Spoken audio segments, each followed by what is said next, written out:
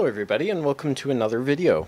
Today we're going to be working on some proof of concept stuff involving this little 12 volt battery balance board. Now the way this works is this takes three 3.7 volt lithium ion cells and balances the charge between them to reach a nominal voltage of 11 point something or other. Now you'll notice on the board here we've got some notation. We've got B+, B1, B2, and B-. I'll zoom down real quick so you can actually see that. Maybe I'll just focus a little bit just to make sure. There we go. So here we have the B+, B1, B2, and B-. Now, how does this actually connect to the batteries? Well, let's set that aside, and we're going to grab my notebook, and we're going to sketch out quickly what this is supposed to look like. So, we're going to have a battery here, and then we're going to have another battery, and then we're going to have one more battery. So that's the 3 lithium-ion cells. Now, the board has to be able to monitor the voltage in each of these 3.7 volt cells.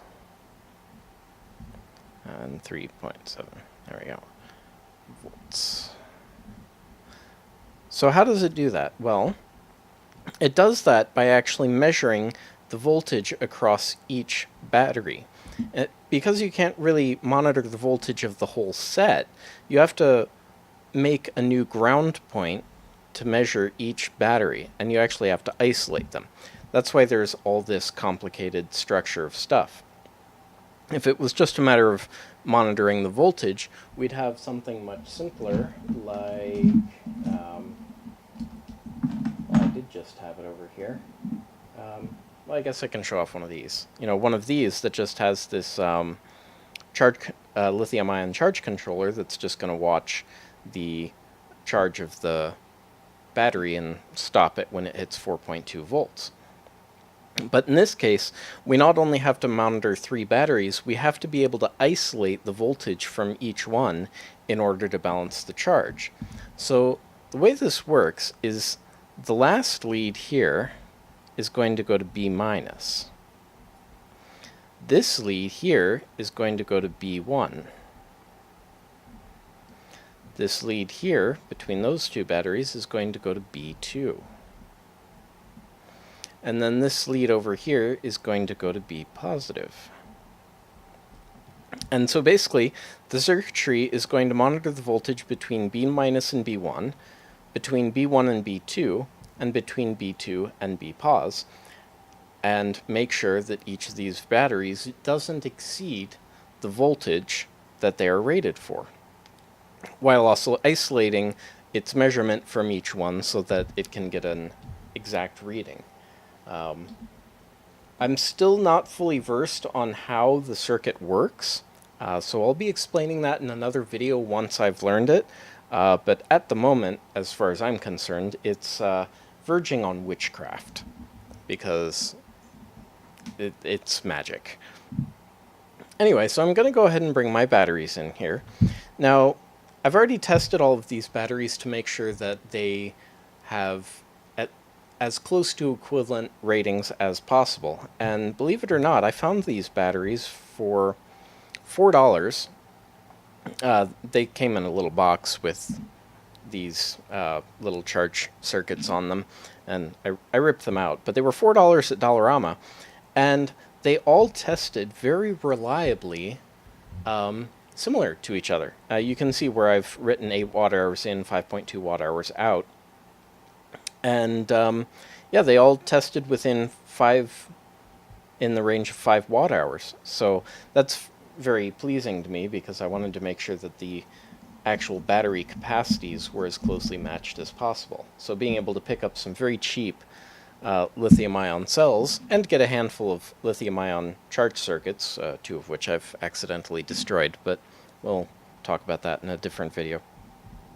So now I have to figure out how to connect all of these leads up to this circuit. And this is where it's going to get a little fiddly, because let's see, this is going to be B minus here, so I guess I could put it like this. So that'll be B minus, and then here will be B1, here will be B2, so I'll have to run a lead way over there, and then here will be B positive. So if I put it this way, B minus is going to have to go way over here, B1 will have to route down over here, B2 will have, no matter how I do it, I'm going to have to route wires kind of messily. But we'll just try to set it up like this first, because I think this is the most efficient. Now if we flip this board over, we're going to see here that, oops, I'm way out of shot, sorry about that. Well, I wasn't way out of shot, but I was getting out of shot. You'll see here where it says 0 volts, 3.7 volts, 7.4 volts, and 11.1 volts. So those are the nominal battery voltages, although it will charge them up to 4.2 volts, which comes out to 12.6 volts total when the circuit is fully charged. Alright, so how are we going to do this? Well, looking at the top here, I'm seeing that we might be able to get away with let's see. I think what I'll do is I'll just trim this lead a little bit. Where are my trimmers? The battery on my camera is starting to die, so if we get a weird jump cut, it's because the battery died and I had to charge it between cuts. But we'll just keep going for now. Anyway, I have my wire cutters, now I need my wire strippers. There. Alright, should have gotten all this stuff ahead of time. Now these batteries are fully discharged.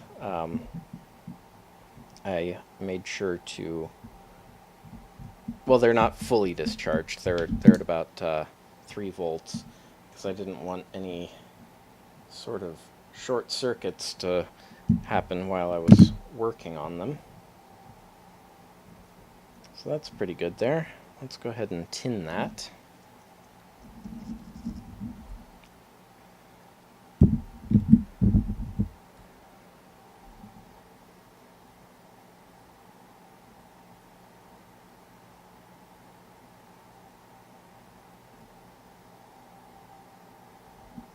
There we go. I'll go ahead and try to flow some fresh, as Big Clive would say, fresh, juicy lead-based solder onto that pad. And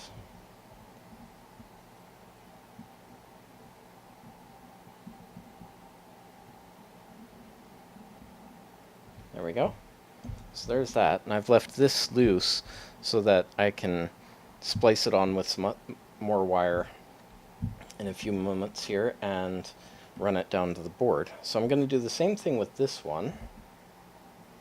So we'll just go ahead and trim this like so.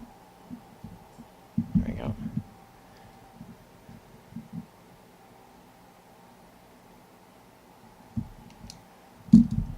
If all of this proof of concept plays out. Oops. Hi! That was one of my cats totally freaking out. I think he fell off the couch while he was napping. Anyway. Let's go ahead and... You okay there, buddy? Let's doing that thing where just a cat randomly freaks out, maybe. Alright, flow some fresh solder onto the top of that, which I'm way out of shot again, so I'm going to fix that by zooming out. There we go. Alright, and then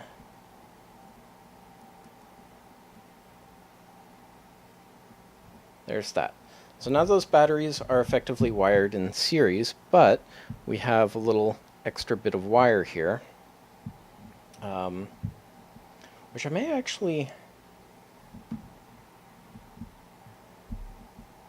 You know, I'm going to actually remove these. I'm going to use different wire to run down to the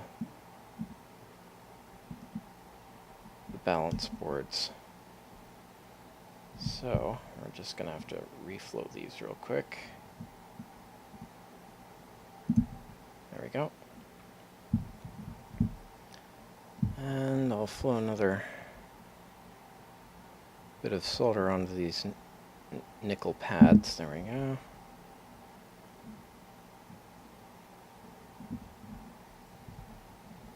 Let's see.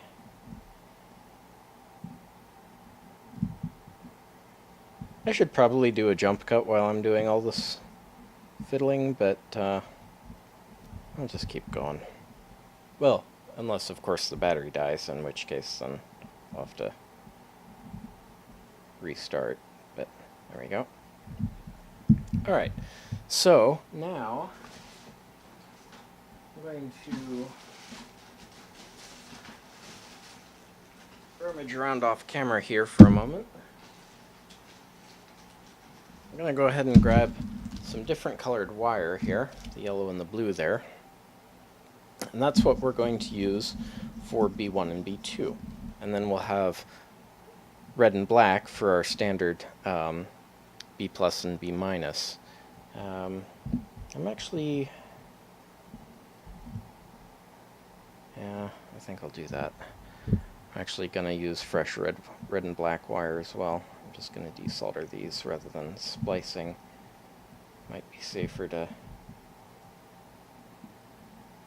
just use fresh wire. As much as I'd like to use the nice silicone coated wire, or yeah, silicone. Now, I'll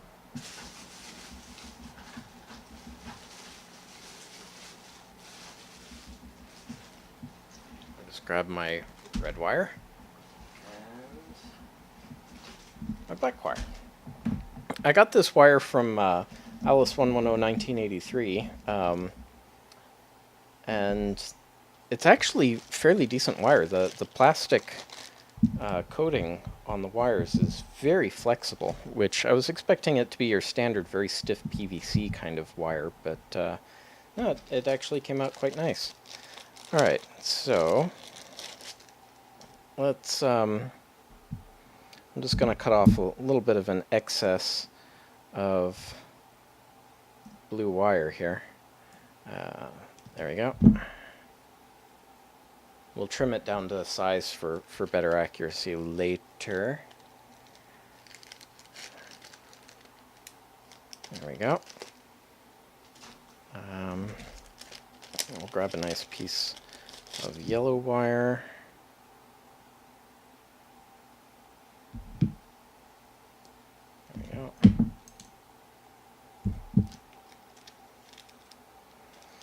Now this board is supposedly rated for an output of 25 amps, but these wires are definitely not rated for 25 amps.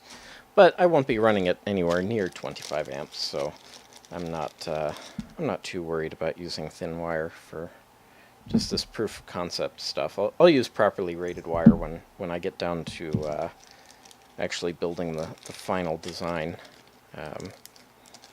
It's just nice thick silicone coated wire isn't particularly in the budget at the moment.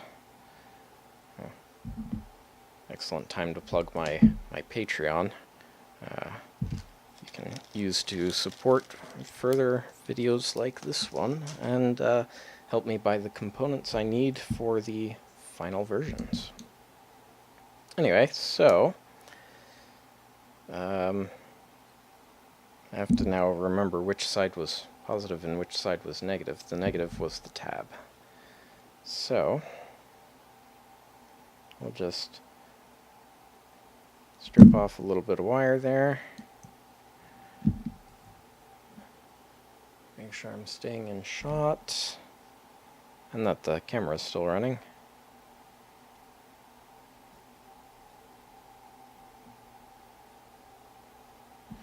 Throw some solder onto that wire.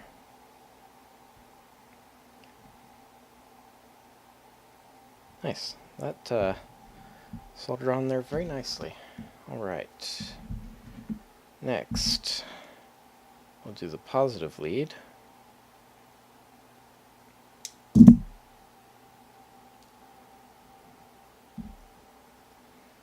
And flow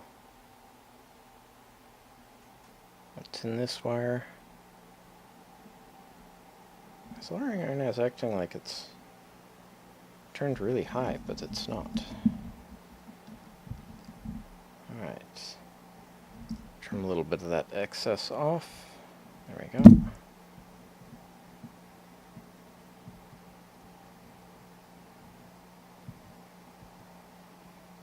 I don't like that I'm getting solder peaks on that, so I'm gonna dab it with some flux and try again. There we go. Beautiful. Alright. Now I'm going to put the yellow wire in right here.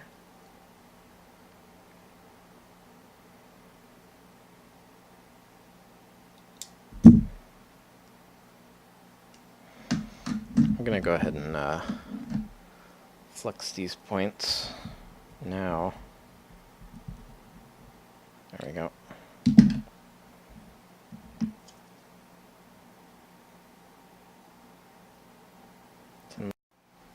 Alright, so the battery did end up dying. I've put a little bit of a charge on it. I really need to just purchase a spare battery for the Nikon, because I didn't put a lot of charge on it, so it's probably going to cut out again, and then I'll have to do all this all over again. Oops, let's make sure we cut this. There we go. So I did a little bit of work off screen while I was waiting for the battery to take a little bit of a charge, and we're just continuing that process now. So now I'm just working on attaching the battery leads to this balance board.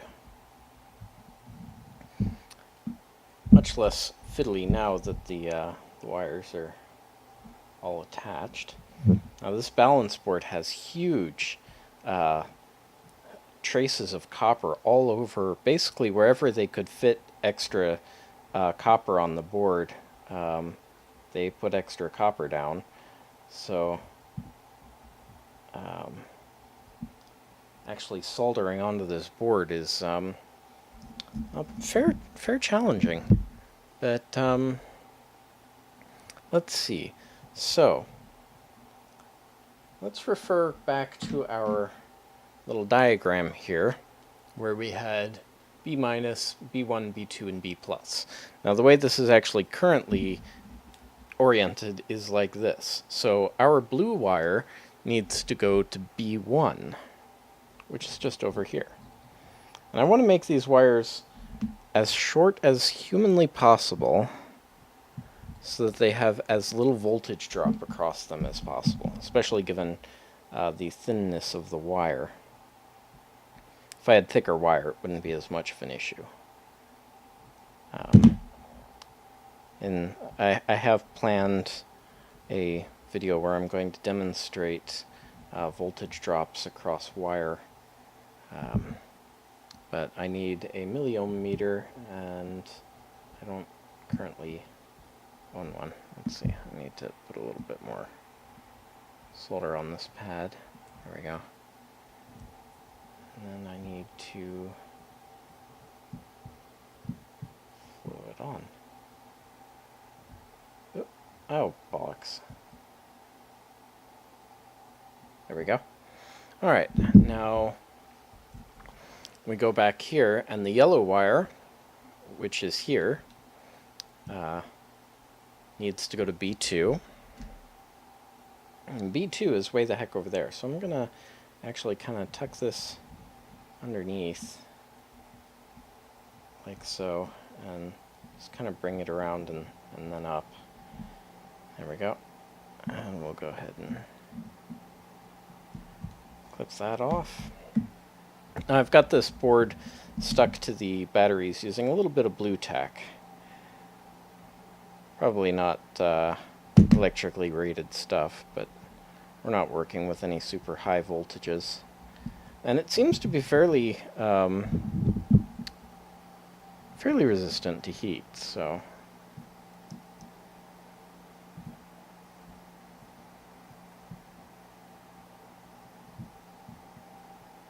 there we go. There's B2 soldered on. And then last but not least, we need B+, which will be fairly easy. We'll just bend it right over like so. Clip that off.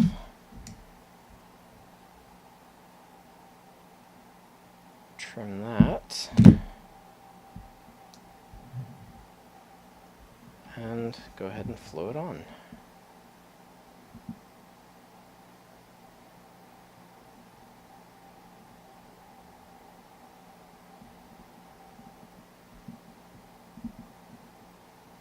There we go. Alright. That may slightly interfere with the power leads, but I'll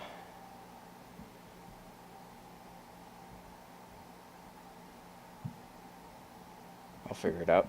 Alright. So there's the soldering section of that done. Let's reach over here and grab the multimeter.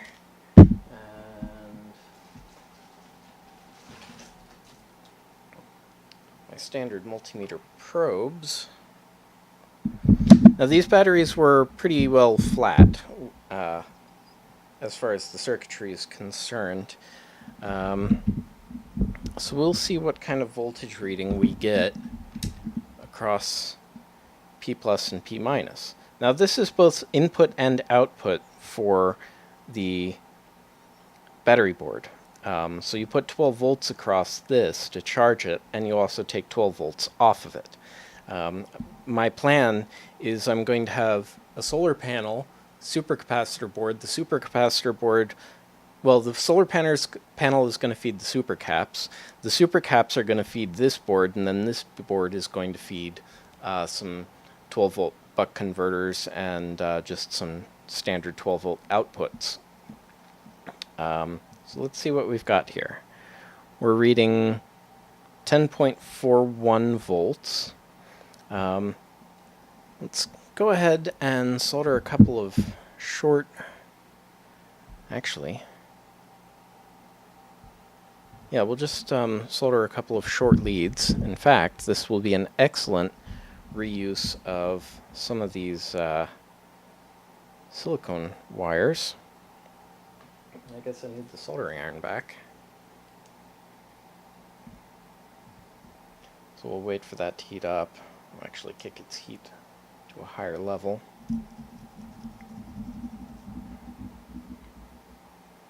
And we're gonna add a little bit more flux to these pads and to the wire. Kind of cutting corners here by not pre-tinning the wire, but I've got a pretty good excess of wire or solder on this pad, so I'm hoping that the wire will just...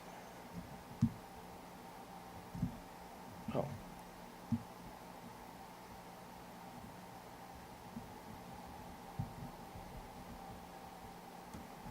Okay. This is challenging.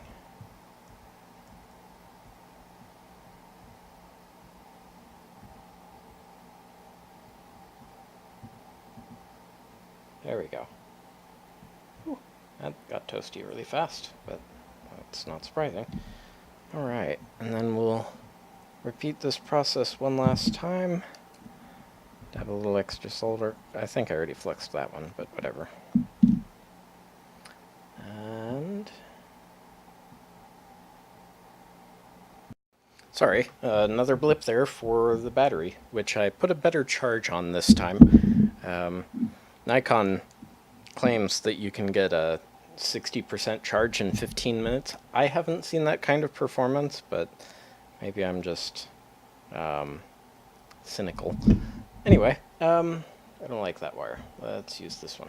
Oh, this one actually has a really big blob on it too, so I guess I'll just have to clean it up. Alrighty, so picking up where we left off the last time the battery died on us, and the multimeter's getting ready to shut down. Alright, just waiting for the soldering iron to heat up here. Let's see, are you heated up yet? Yeah, there we go. Let's clean that off a little.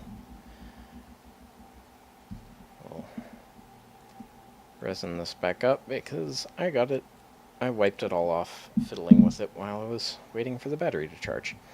Alright.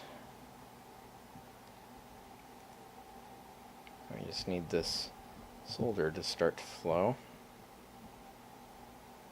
Come on. It's right here on this big ground plane, so it's taking a bit. There we go. Did that actually flow onto the wire? Not really.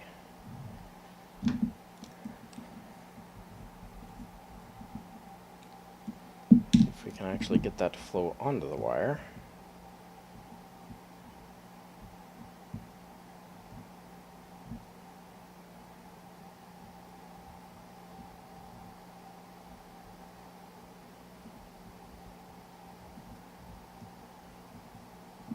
There we go.